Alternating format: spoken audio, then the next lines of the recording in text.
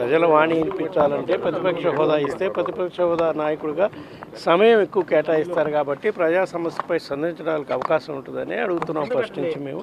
దాని మీదే వీళ్ళు ఇంక స్పందించట్లేదు, స్పందించినా మేము ఇచ్చే అధికారం లేదంటున్నారు కాబట్టి న్యాయస్థానాన్ని అప్రోచ్ అవ్వడం జరిగింది. తిరుమల తిరుపతి దేవస్థానం గత ప్రభుత్వంలోనే శివారు సొమ్మును దోచుకుని చెప్పి అలా టీడీపీ నేతలు ఆరోపణలు చేస్తున్నారు. మన హోమ్ మినిస్టర్ కూడా దాని మీద అన్నారు.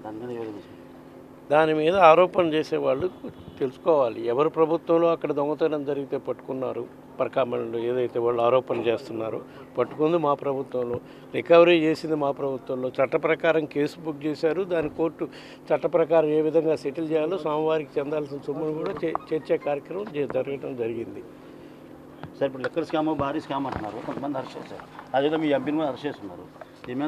ఇవన్నీ అక్రమంగా పెట్టిన కేసులే. త్వరగా న్యాయస్థానాలకు పోయాం. కొంతమందికి ఆల్రెడీ బెయిల్ వచ్చింది, మిగతా వాళ్ళకి కూడా త్వరలోనే బెయిల్ తప్పకుండా వస్తుందని మేము ఆశిస్తున్నాం. పార్టీ బలోపేతం చేయటం దాంట్లో భాగంగానే ఈరోజు విస్తృత స్థాయి సమావేశం ఏర్పాటు చేసుకోగలిగింది. గ్రామ స్థాయి నుంచి పార్టీ క్యాడర్ని పూర్తిగా మోటివేట్ చేసి రాబోయే రోజుల్లో ప్రజా సమస్యపై ఏ విధంగా స్పందించాలి, ఏ విధంగా పార్టీని బలోపేతానికి అందరూ కలిసికట్టుగా గ్రామ స్థాయి వరకు, నియోజకవర్గ స్థాయి నుంచి గ్రామ స్థాయి వరకు కలిసి పనిచేయాలనే దానిపై పార్టీ అధ్యక్షుడు జగన్మోహన్ రెడ్డి గారు దిశానిర్దేశం చేయడం కోసం ఈరోజు విస్తృత స్థాయి సమావేశం ఏర్పాటు చేయడం జరిగింది.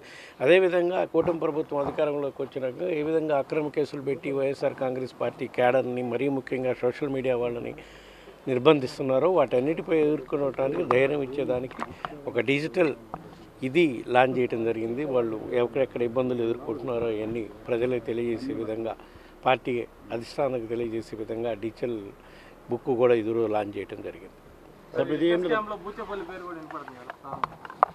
ఎక్కడ ఎందుకు వినపడతాయి? వాళ్ళకి సంబంధం ఏముంది? ఏదో వాళ్ళ పచ్చ మీడియాలో వాళ్ళు బుద్ధి పెట్టినట్టు వాళ్ళు రాస్తూ ఉన్నారు. లిక్కర్ స్కామ్లో ఎవరెవరు ఉన్నారు అనేది అసలు లిక్కర్ స్కామే జరగలేదు. అది వీళ్ళు కల్పించింది స్కామే.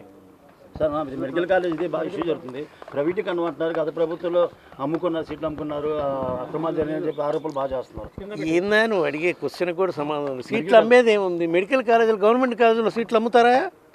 ఏమన్నా మాట్లాడతావా? ఏమన్నా అర్థం ఉందా నువ్వు మాట్లాడేదానికి కూడా? ప్రజలకి మెరుగ్గా వైద్య సేవలు అందించాలి, వైద్య విద్యను అందుబాటులోకి తీసుకురావాలని ఎంతో ఆలోచనతోటి మెడికల్ కాలేజీలు 20 జిల్లాకు మెడికల్ కాలేజ్ ఉండాలని స్టార్ట్ చేస్తే ఇప్పుడు అవి ప్రైవేటీకరణ చేస్తున్నారంటే దాని మీద ప్రజలకి మేలు జరుగుతుందా, కీడు జరుగుతుందా అనేది ప్రజలు కూడా అర్థం చేసుకుంటారు కదా.